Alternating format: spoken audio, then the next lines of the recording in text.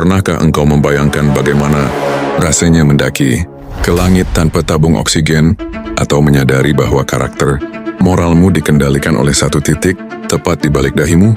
Mari kita bicara tentang mesin, kejujuran dan rahasia angkasa yang selama ini tersembunyi dari jangkauan mata telanjang. Pengetahuan yang melampaui zamannya ini menunjuk langsung pada satu kebenaran yang tak terbantahkan.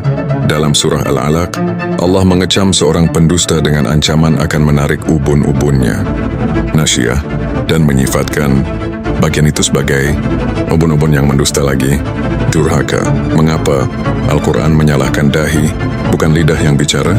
Jawaban ini terkunci hingga tahun 8/8 saat seorang pria bernama Phineas Gage mengalami kecelakaan tragis di mana batang besi menembus kepalanya tepat di bagian prefrontal cortex, area otak di balik dahi atau ubun-ubun. Gage yang sebelumnya dikenal sebagai pria jujur, santun dan bertanggung jawab, seketika berubah menjadi pembohong, kasar dan tak terkendali. Neuroscience modern baru menyadari di abad ini bahwa bagian otak itulah pusat kendali moral, perencanaan, dan tempat di mana manusia memutuskan untuk jujur atau berbohong. Sebelum 400 tahun lalu, Al-Quran sudah menunjuk dengan tepat di mana letak mesin kepribadian manusia berada. Kini, lihatlah ke arah angin yang berhembus. Al-Quran menyebutkan Allah mengirimkan angin yang mengawinkan Wanaruriyah halawaki. Selama berabad-abad, tafsir hanya terbatas pada penyerbukan bunga. Namun, ilmu meteorologi dan fisika awan menemukan peran angin yang jauh lebih krusial. Angin mengangkut partikel garam dari laut dan debu ke lapisan atmosfer atas sebagai inti kondensasi yang menyatukan uap air menjadi awan. Tanpa angin yang mengawinkan uap air dan partikel ini, hujan tidak akan pernah turun. Sebuah proses kimia atmosfer yang rumit dijelaskan dengan satu kata sempurna oleh seseorang yang tak pernah melihat laboratorium.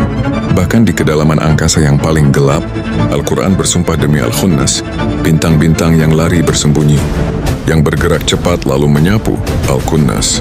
Kata ini secara harfiah berarti penyedot. Astronomi modern melalui pengamatan Stephen Hawking dan teleskop tercanggih menemukan adanya black hole atau lubang hitam, objek langit yang tidak terlihat, bersembunyi karena cahaya pun tertelan, bergerak cepat, dan berperan sebagai penyapu raksasa yang menyedot segala materi di sekitarnya. Rasakan bagaimana hatimu mulai bergetar. Tragedi Bessie Phineas Gage hingga sunyinya, lubang hitam di angkasa adalah saksi yang berteriak tentang kebenaran yang sama. Ini bukan sekadar kata-kata, ini adalah laporan pandangan mata dari Sang Pencipta Jagat Raya. Berdiamlah sejenak, lepaskan egomu, dan akuilah dalam hening. Memang benar, tidak ada Tuhan selain Dia.